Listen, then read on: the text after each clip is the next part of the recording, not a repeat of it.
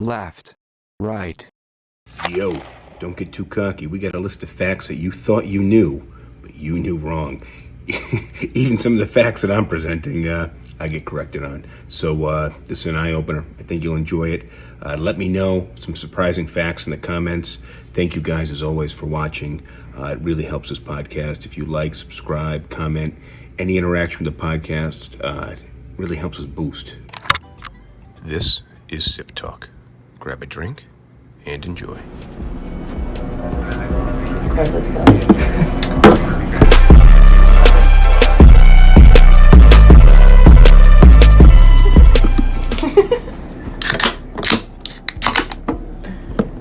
Cheers. Cheers. Cheers.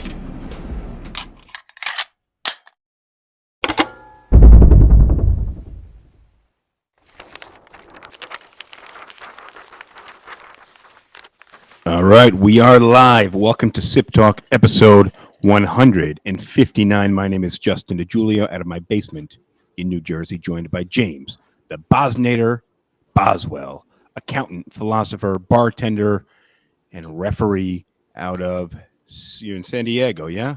San Diego. I'll be back in Charleston next week. How you feeling out there in San Diego? You got the flu Rona yet?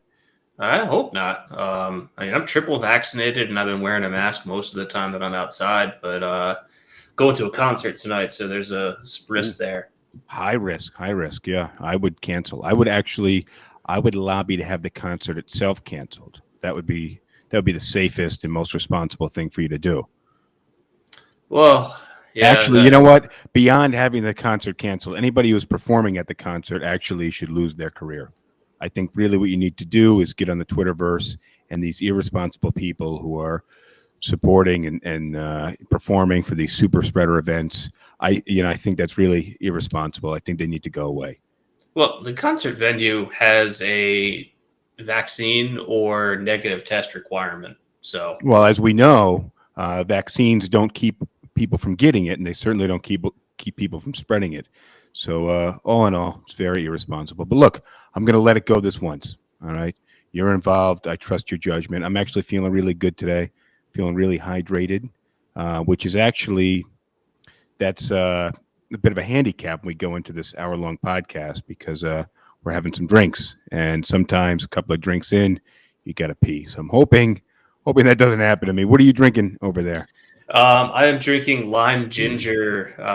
It's not alcoholic because we are actually dry in this apartment right now. Ooh, no good. Yeah, I realized about 10 minutes ago, I was like, I don't have enough time to walk down to the corner store and get a beer. Oh no, the dry apartment. Well, you got to get. Are you familiar with those? It's not by policy; it's more by inaction. Are you familiar with Drizzly and Mini Bar that deliver bottles? Yeah, but I don't want liquor. Fair enough. They deliver beer too, but I find depending on where you are in New Jersey, it's like a 2-day wait, which is silly. In Manhattan, you can get it in a couple of hours. I want to say hi to ES Keynog. I don't like having things delivered. Like it's something that I almost never do. I'm not a big fan of it. Well, yeah, I understand that. It costs money, and you're overpaying to begin with, so you pay the delivery fee and the cost. So look. Today's episode is about, we're going to share some fun facts. I think that'll be exciting. I kind of went down this pathway in searching some facts when I got fed up with the news today. You know, I like our podcast to be on point and in. What did you get annoyed with the news about? Well, I'll share with you because I was going to share them anyways. But I usually try to keep things up to date with what's going on in the news and relevant. But I logged in today, started looking at some news. And the first thing I saw was a story about Drake. Now, to me, Drake shouldn't be making the news. You want to put him in a magazine, the supermarket, checkout aisle, I'm all for that, right? I'm probably not buying those magazines, but that's where news about celebrity belongs. It doesn't belong on kind of page one news. But apparently, and this is a funny story, I'll give you that. And I laughed. I enjoyed the story, but it's not what I want to be reading about. Want to hear about news. So there's a woman who may sue him because I'll read you what happened. All right. Apparently he slept with this woman. Instagram models making some pretty crazy claims, but the hip hop star claims that Drake has a bizarre way of stopping women from stealing his sperm. Drake and the IG model met on Instagram, decided to link up. They had a romantic encounter. They went from a party back to his hotel, smoked a little weed. He asked her if she wanted to have sex. She said he was very intent on ensuring things were consensual. Good for Drake. They started a bit of foreplay. And then he went to the bathroom, came out with a condom on. She describes his manhood. And then, he blew his load there, went back into the bathroom, removed the condom, came back out. Minutes later, she went to the bathroom, as people do after they have sex. It's kind of normal. And apparently starts screaming. Agonizing screams. So apparently what Drake did was he removed the condom and then put some hot sauce in it. And this woman, trying to have Drake's babies, went in and tried to empty the contents of the condom into herself. So her argument is that this was assault, and his argument is this is what I do to kill sperm, which That's actually a really terrible idea because I don't think that would work. I don't necessarily know that hot sauce would kill sperm. So first of all, I understand the paranoia. I empathize there, especially as someone who is worth a lot of money and someone might be looking for a free meal ticket for the next 18 years. I get the caution there, but I don't normally endorse this because it's bad for like plumbing and sewer systems and stuff. But just flush the condom, man. Well, just flush it. I actually not only did I read about it, but I heard about it on some podcasts, on a podcast that I listened to, and it's a legal podcast. They were kind of exploring the legality of this, which, I mean, yeah, it should have been flushed. Obviously, you don't know the step. They're in a hotel, so you can assume if you're in a hotel in a first world country, the plumbing's probably sufficient enough to flush a condom. And it's probably not the first condom that plumbing system has seen. Exactly. All right, I want to move through these because I want to get to the fun fact. To me, that's a stupid solution when an easy one presents itself. Yeah, but it's also a bit funny. So there's that. I got no sympathy for. Exactly. I don't think anybody does. But that, again, to me, not news. So then I see that Iran released this video of, it's like a virtual version of Trump being assassinated. Okay. Which to me was like, I don't necessarily know this is news. Like, I don't think this happened on like a federal level. Just somebody made a video. They were in Iran. It kind of made its way to who, and it didn't seem especially threatening. So it didn't strike me as the United States makes videos like that all the time. Not but necessarily it was government. It looked like a video game, right? So there was that. Again, I was just like, that's not, it's just frustrating that I'm that's not it's not one of the topics I'm interested in when I read the news. And what I feel now, it's also not news. But that's not but that is what the news is now. Like, they just talk about anything. Well, the more death, the better. The more scary, the more clickbait you can get, the better it is for, whatever media outlet. And then here's the last one. Now, this to me seemed more newsworthy, but seemed it just didn't leave me feeling good.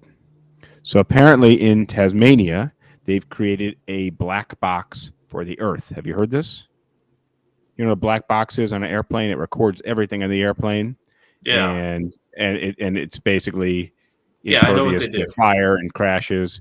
Well, not everyone does, James. So I have to explain it to you so the people listening can understand what I'm saying. Okay. All right. So now that we're on the same page, this black box records everything. So it's connected to the internet, and it basically just logs data. And what it's said to do is that should a catastrophic event happen on Earth, something apocalyptic, some future society could come along and one day have the technology to consume the data logged in this black box. My money's on giant meteor. Yeah, but well, I think the black box would survive the giant meteor, because that's kind of the idea of the black box. but it just didn't leave me feeling very good. So that was the one thing that was newsworthy.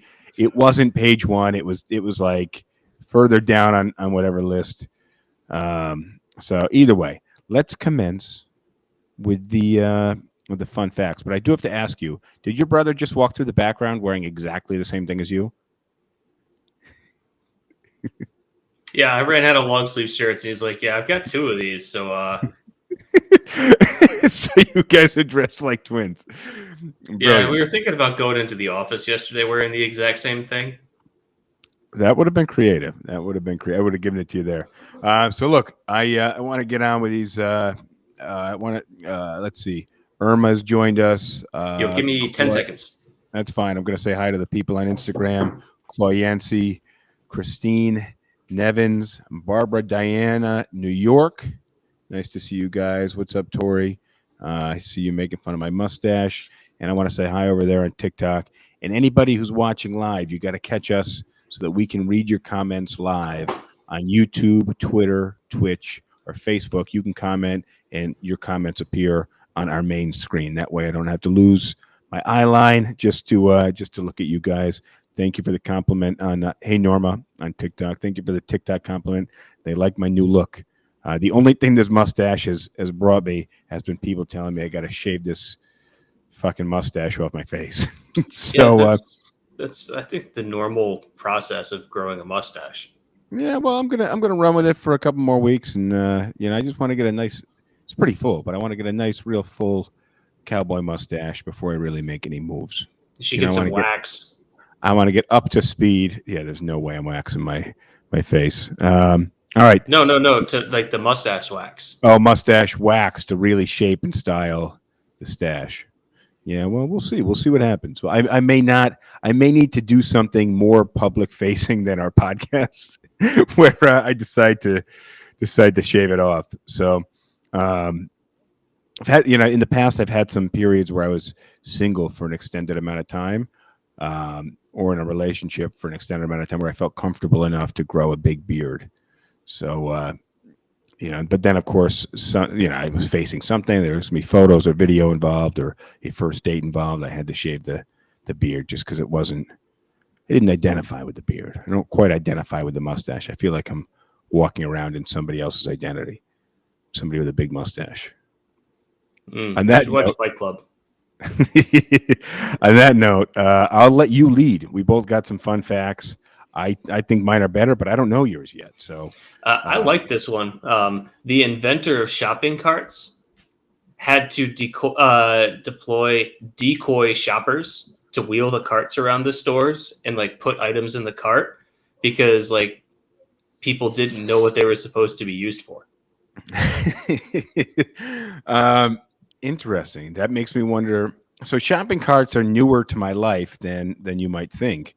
Since I lived in the city for so long, I didn't. Well, even when I lived in South Carolina for a while and I didn't have a car, that's kind of when it started. I was driving a bicycle and then locking it outside the grocery store, or a motorcycle, and I would bring my backpack, and then I'd have to trek home on the bicycle or motorcycle. So when you're shopping, you really have to limit how much you buy. And then living in New York City, you're usually not driving or taking a taxi to and from the grocery store. So if you grab a cart, you're not going to be able to wield it home.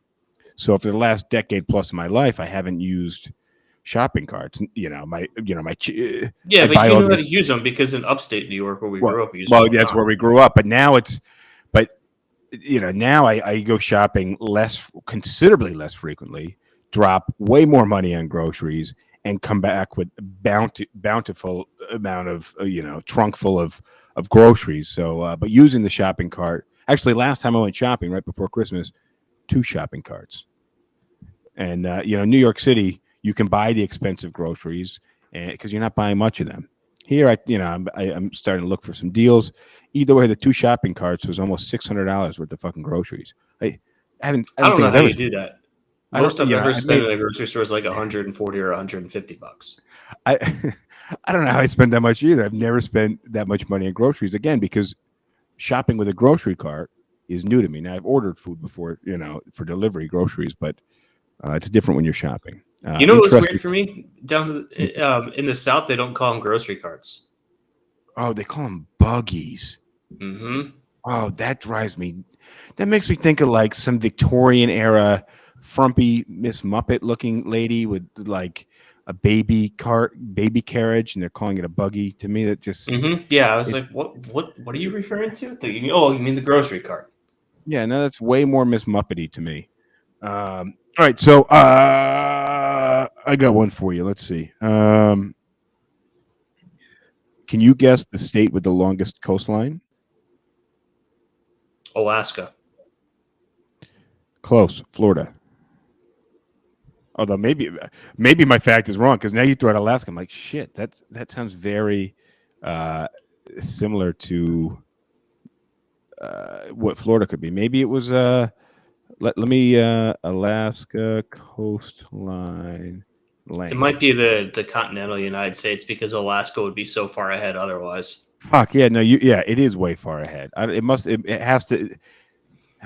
There's no disclaimer. You win. Good for you. You trumped my fun fact. I beat the You fun trumped- fact. You know what's really interesting about coastlines is that they're not technically measurable. Why? Because they change with the tide? Well, even if you were to measure at the exact same tide, how you measure a coastline is going to get you a different answer. The unit by which you measure by will get you a different answer. If you're measuring every mile, imagine drawing like a point to point along the coastline. Mm-hmm. So if you use a ruler that's 1 mile long, then you're going to get one answer. If you use a ruler that's 100 yards long, you're going to get a different answer because where you measure as where the coastline begins and the water begins. And so if you go from a 100 yard to like a 1 foot ruler or whatever, now you're measuring every little crevice and every little thing. And I think the answer actually trends towards infinity. The smaller unit you use, the closer your coastline will approach to infinity in length. Well, that would go for anything on a curve, right? No, curves have a definite. If there's a specific angle to the curve, but anything. Any curve will have a specific length. Coastlines, the problem is what you're defining as the coastline changes as you measure. Well, it's called the Coastline Paradox. You can look it up. The satellite could take an instantaneous image and then run the math for that, yeah? Again, it's what's the resolution of the satellite?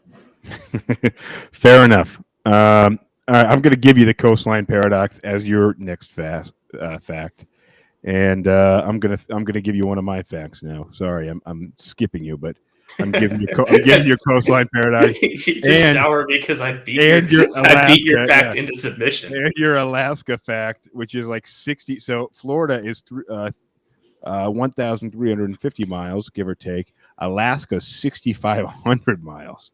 So it's almost a factor of fucking 5 higher. So, so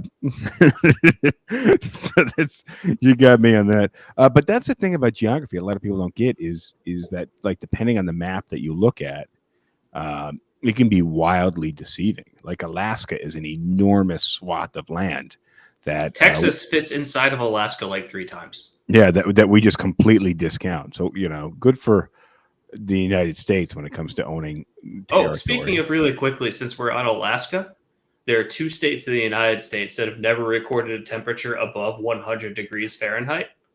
What are those 2 states? Above 100 degrees Fahrenheit. So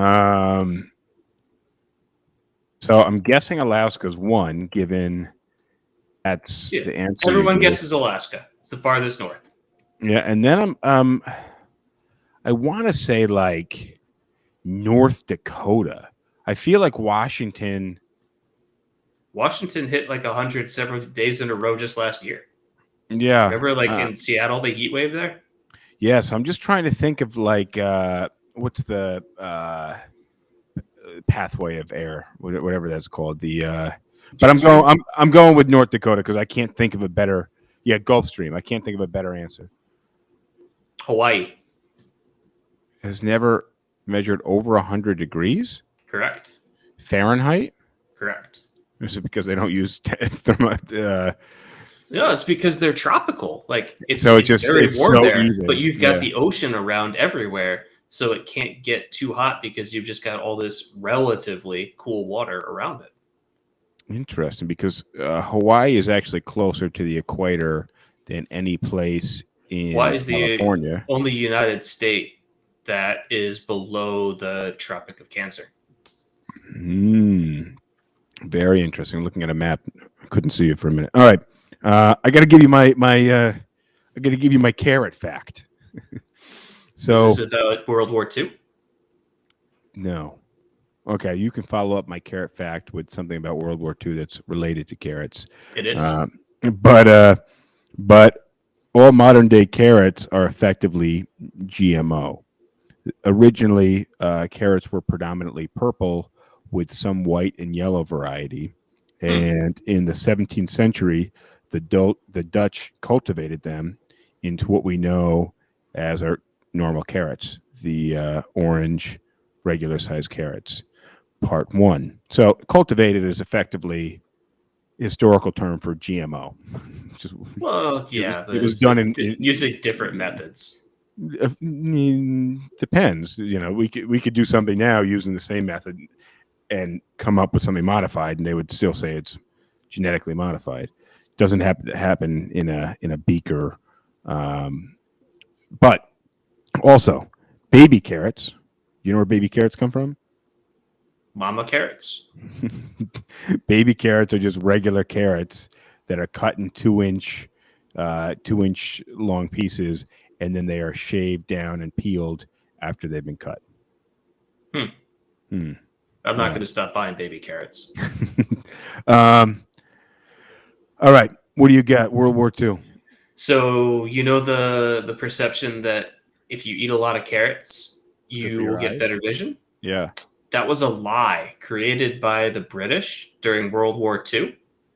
That you have better night vision if you eat a lot of carrots, and the reason they came up with that lie was Because to they were disguise the fact that they had invented radar. What? So they had the ability to like detect and shoot down German planes at night. And they were just telling people that they were eating carrots, and this is how they got so good at detecting planes. Mm-hmm.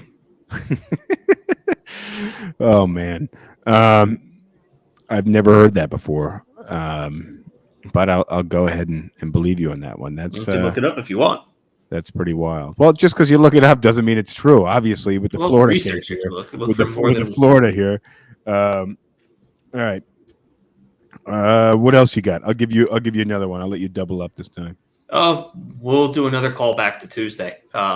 Octopuses have copper-based blood rather than iron-based blood, which means that octopus blood is actually blue.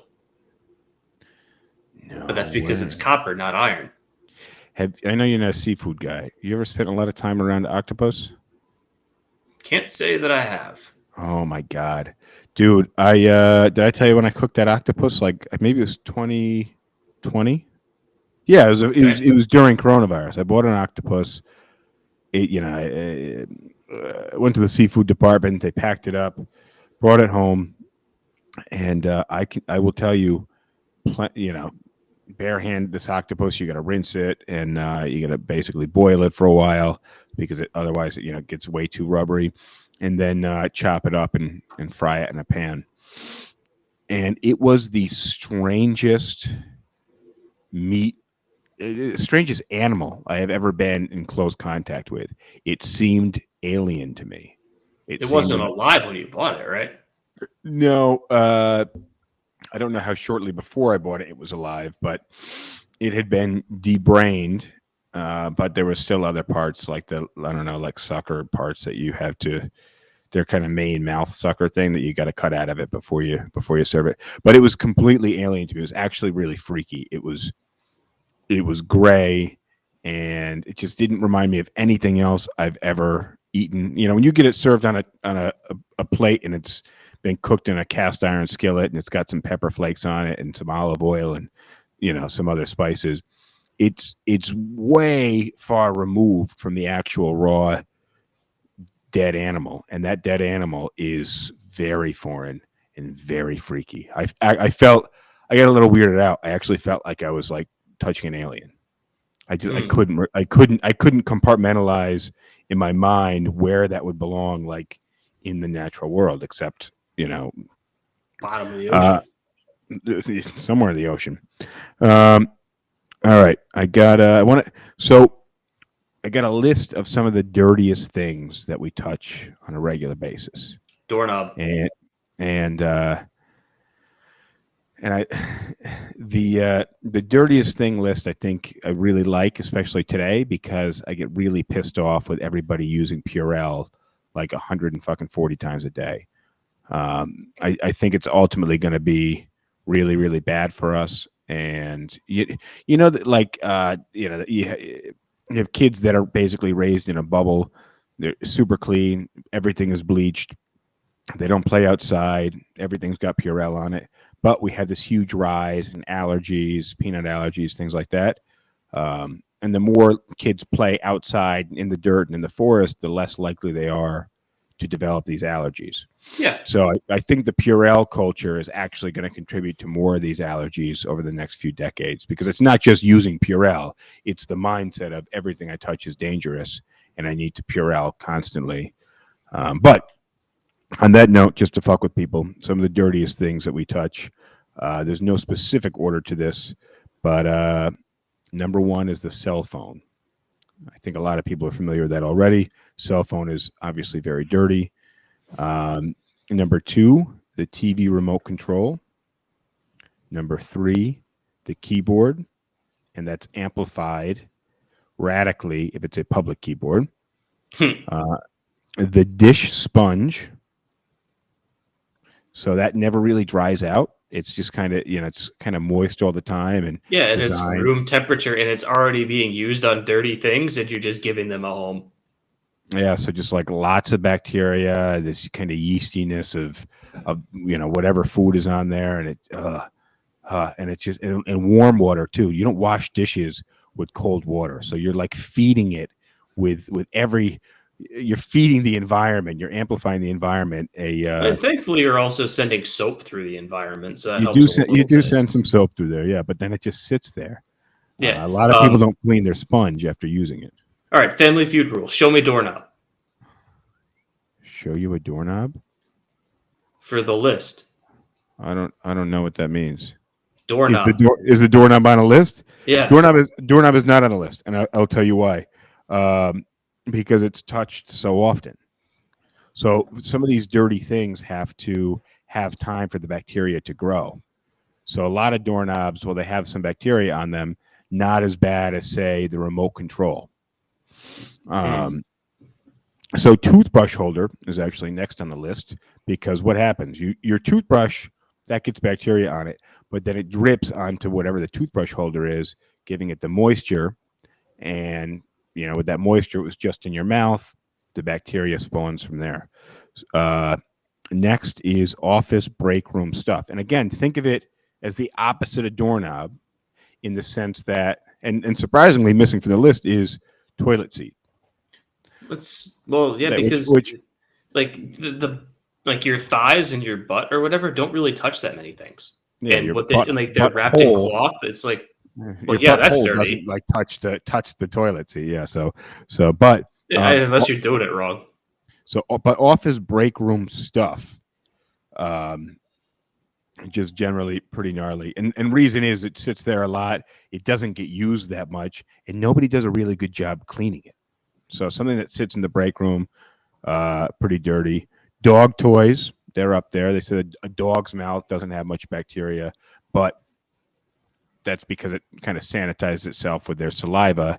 They get their saliva on it. It gets rubbed in the dirt. It gets moved around under the couch. A certain friend of ours would like to disagree about dog's mouth dirtiness. I don't think he could. Number 8 here is money. Money tends to be pretty dirty. And then number 9, follow up to the office break room stuff, is the office coffee pot. Now think about this. Probably the handle of the office coffee pot. No, the internals of the office coffee pot, because who actually cleans out? So I get gas station coffee very infrequently. But I noticed that there's this element of gas station coffee that is just this moldy taste to it. And what it is, and I instantly just can't drink that coffee. They never clean the inside of the coffee machine, so it just backs up with all this penicillin-like bacteria. Oh yeah, Right. I thought you were And talking about the coffee pot itself, not the internals. water lines. Yeah, the internals of that coffee pot get really, really rancid. All right, let's move on to something else. All right, hang on. I got a few more. I'll run through them. Laundry is actually really dirty. A lot of times people take like their kind of dirty, shitty underwear with piss stains and stuff, and they don't clean it at the right temperature so that bacteria doesn't actually die. The inside of somebody's purse, it collects all these objects like the cell phone, money, keys. ATM is gross. A lot of people touching it, boogers. Shopping cart, the soap dispenser, and then kitchen towel, not just the sponge, but the towel that you hang in your kitchen that just kind of slowly dries out, always a bit moist. Steering wheel, and then birthday cake. Because you're... I mean, yeah, exactly. Right now, people are afraid to breathe on each other. Birthday cake is actually something you blow hard on to get the candles out. So, all right, you're up. All right, I like this one. Norway's first plane hijacking was in 1985, and it was committed by an alcoholic who ransomed the passengers for beer after having drank the entire beer stash on the airplane. What year was that? 81, you said? 85. 85? Interesting. And that was Norwegian Air? Somewhere in Norway. All right. Let's see what else I have here. Ooh, I got a good one. I got a good one about the Olympics, and you know how much I love the Olympics and factoids about the Olympics. I'm gonna hold that off for a little bit, but that's my. I got a few more. You'll like this one. So if you're an adult and you have a cataract, you can wait a little while to have it removed, and like your normal eyesight will be restored. But severe pediatric cataracts have to be removed almost immediately within like a couple weeks. Do you know why?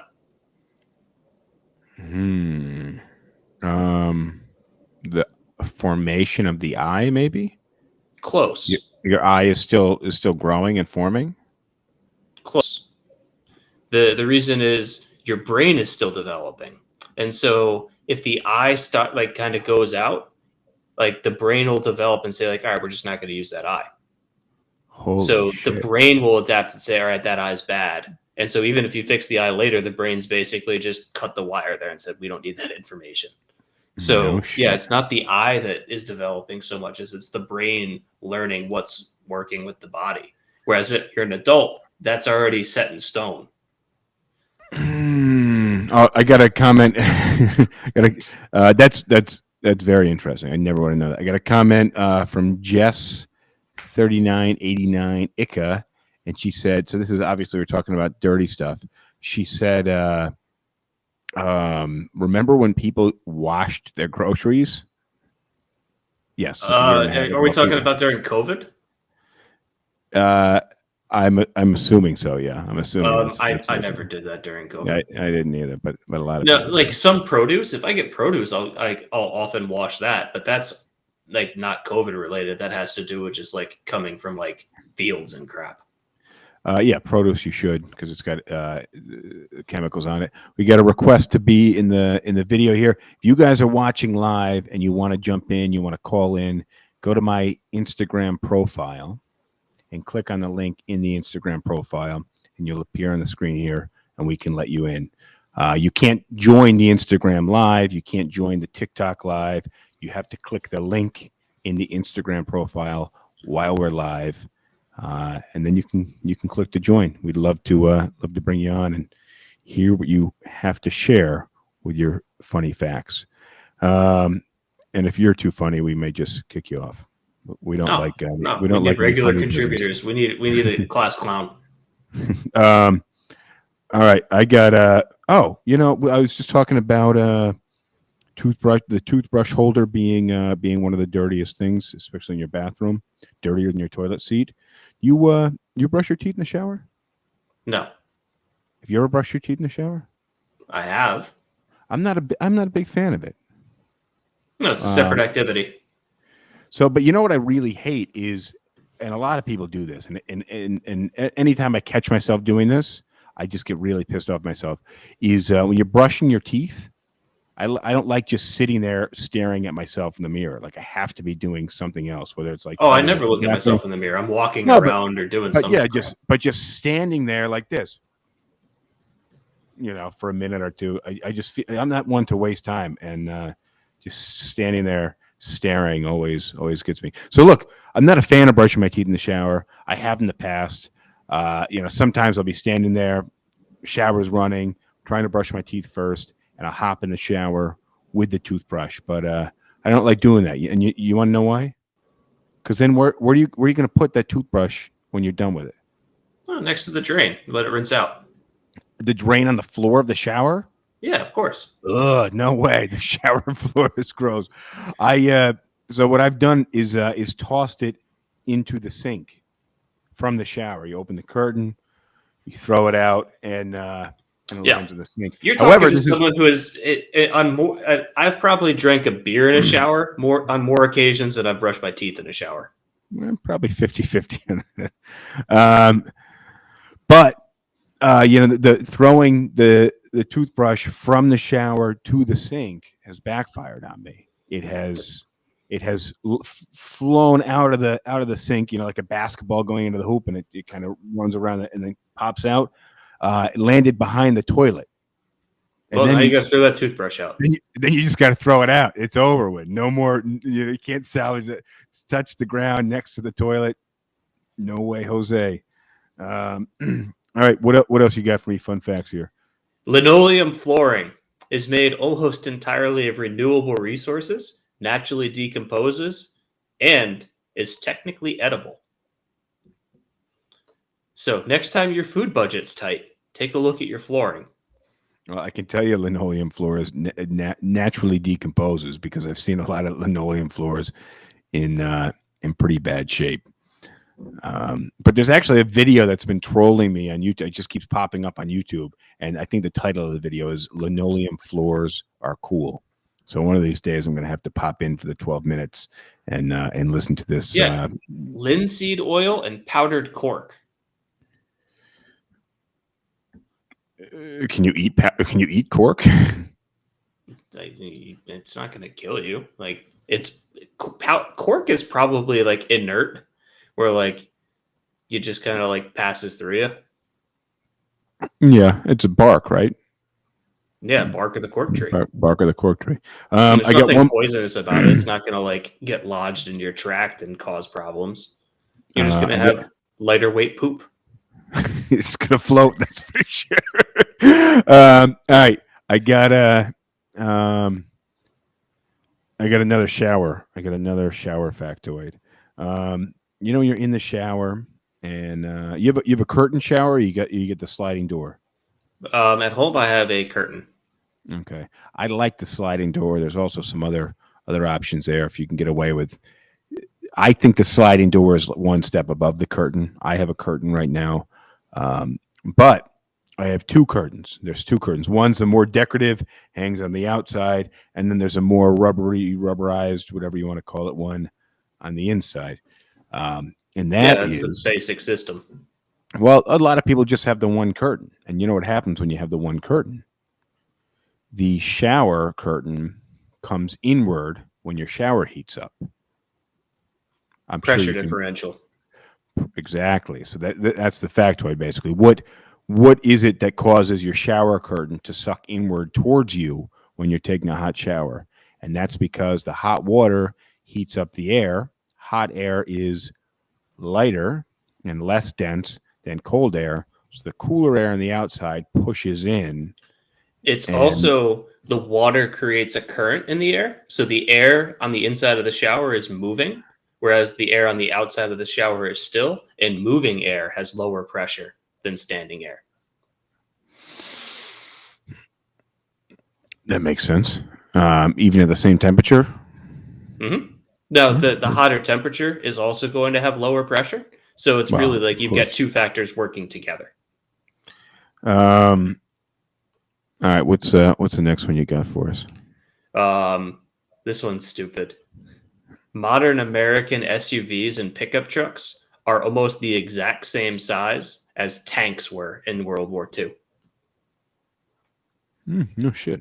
If you were to look at like the dimensions, weight's probably a little bit on the side of the World War II tank, but in terms of just like length, width, and height, they're about the same size. I would think width and height would differ. I would think maybe tanks that I envision.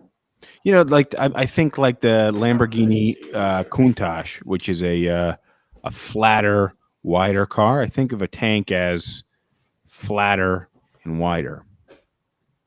Yeah, but you also think like if you're describing something as a tank, you're describing something big. Fair enough. I'd like to see a replica of a tank. I'm sure at some point in my life I have, but I can't put my finger on it. Do you want to explain what light pollution is? So a lot of people may have heard the term light pollution before, but do you really know what it is, what's being polluted, what's contributing to it, and why are we polluting our lights? What does that even mean? Well, light pollution is just going to be ground-based lights that cause a reduction in the visibility of the nighttime sky because air is not perfectly translucent. And so the more light you have at the ground source, the more light gets picked up by the air above you and the water vapor and whatever else is in the air, and then reflected back down to the ground. And that reflected light down from the ground is basically a light source above you that's blocking out the faint light source that's higher above you vis-a-vis the stars. So to kind of simplify, because you use ground-based. Yeah, no, but I was just hoping you could explain it, and then I'll simplify it. But when you say ground-based light, so in the event if you're in a very dark place, and not just like one place, like all around you for miles and miles and miles, in the middle of the desert. Desert's a great example. You look up and you can see the stars and the moon and maybe some other galaxies. You can see some satellites very clearly.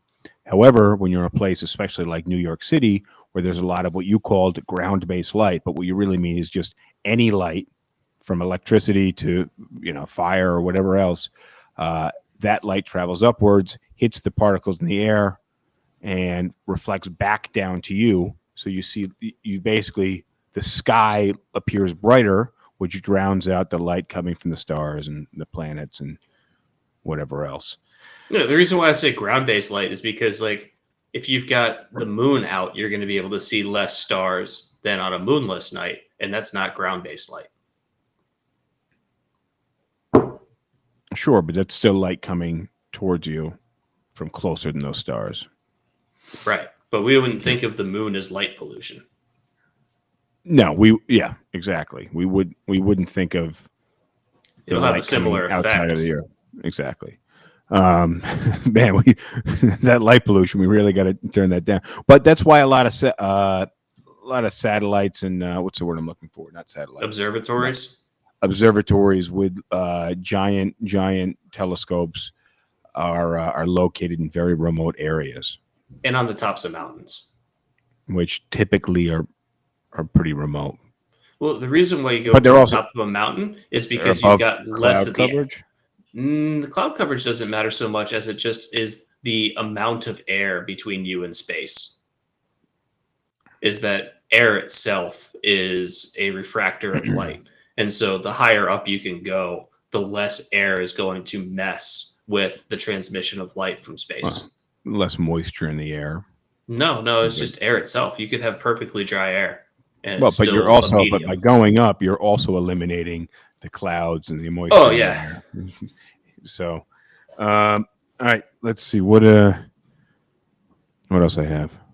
Ooh, I got one about astronauts, another one about running shoes.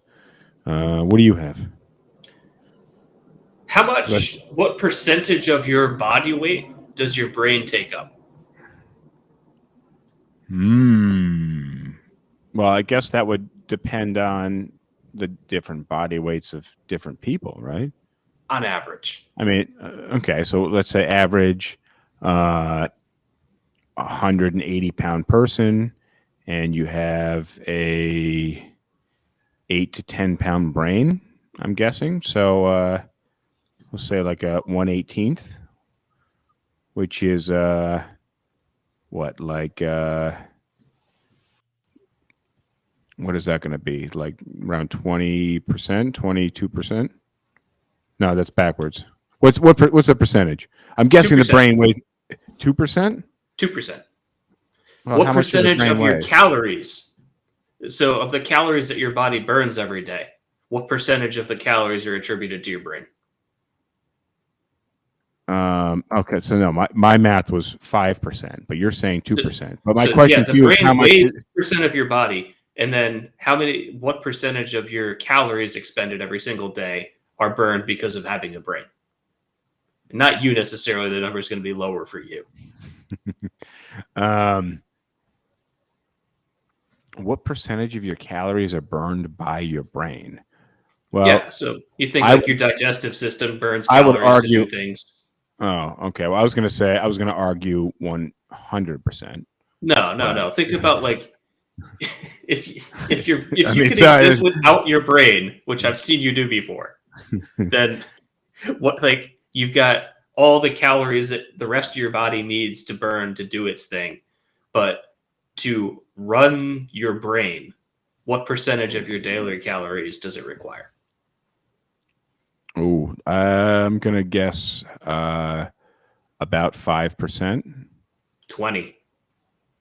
20% of your calories burned are just to keep the brain going. Interesting.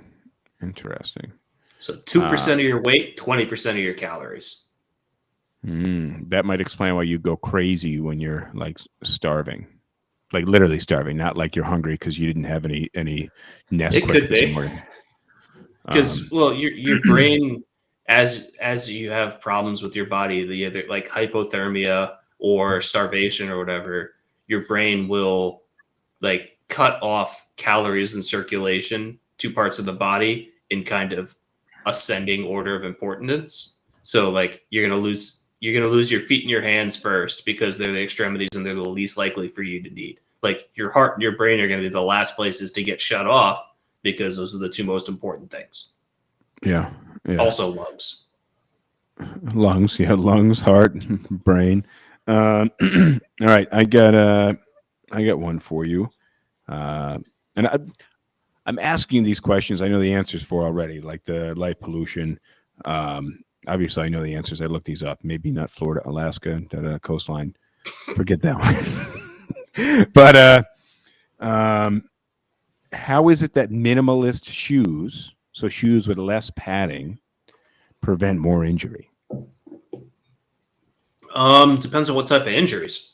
If you're going to talk about ankle injuries, general running injury.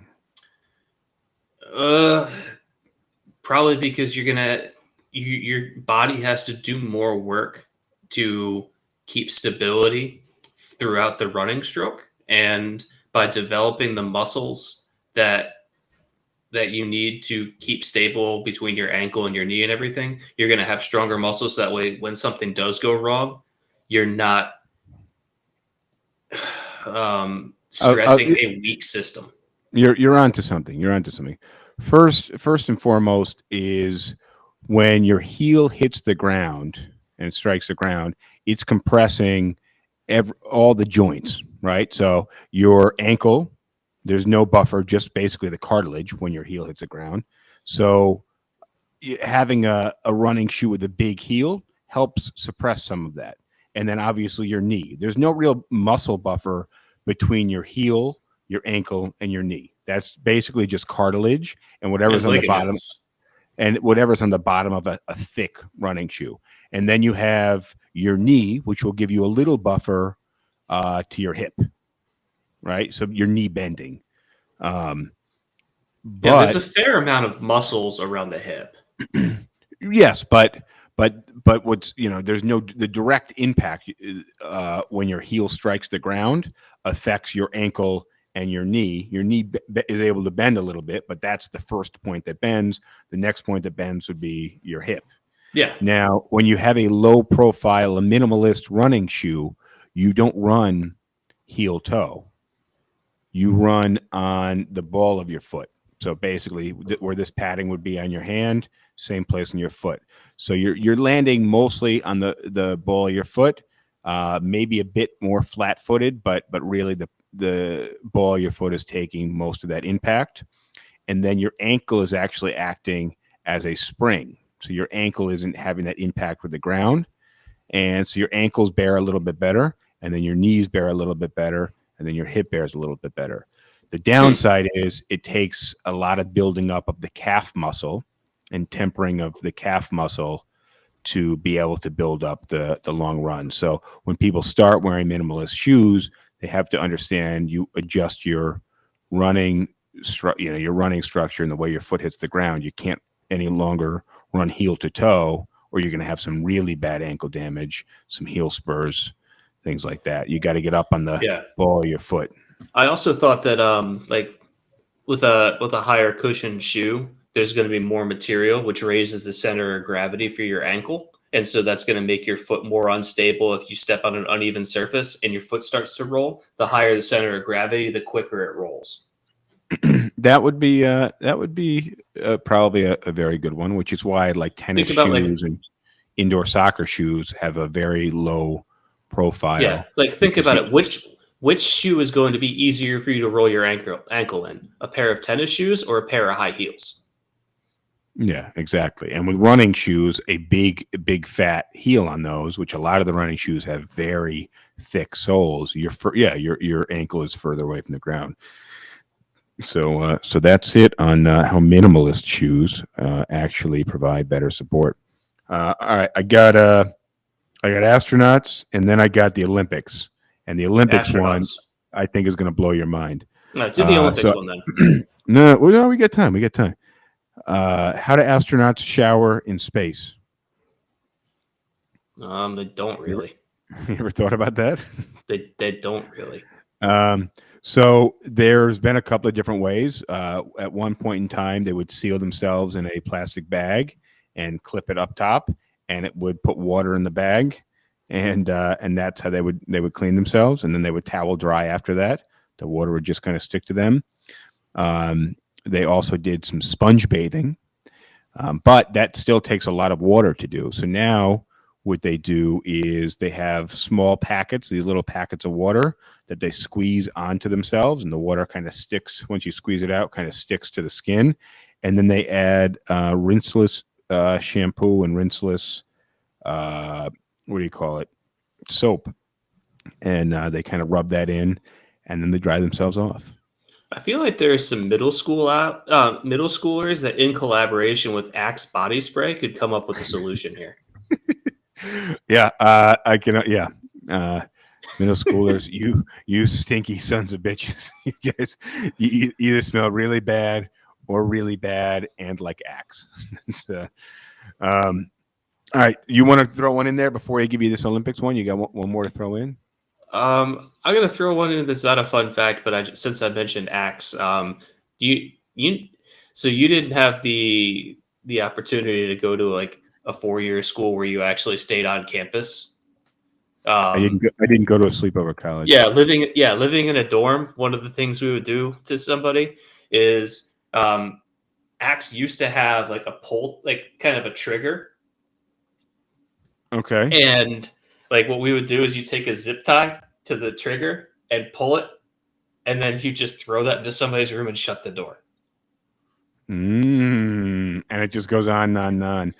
You got filled soda. Oh, I like this one. You go ahead and read it. All right. Filled Soda from Twitch says, got one for you. The guy who invented the Frisbee, when he died, he got cremated and turned into a Frisbee. That's interesting. I wonder what dog chewed up that Frisbee. You know how Frisbees were invented?